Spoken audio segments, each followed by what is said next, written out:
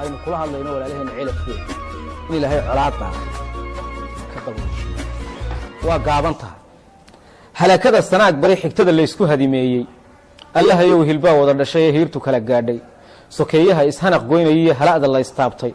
daayarteennahan raawihiya nacab halaanbeeyay hadharidadka waayeelka go'ay haabta ololaysa axe waxa haliyay ficiltamay heegay garabkiisa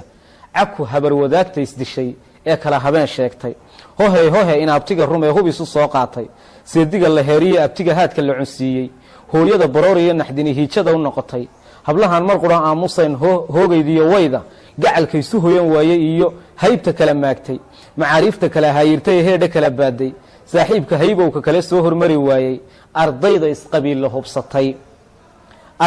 isqabiilla hubsatay hoosta ka colowday hagar laawihii gaariyo waa halkuu yidhi hanadina siyaadow cabdow hawdka godobaysan maantana hayaybaa cusub ee hadalka dhiilaysan hebeldhimayda waagii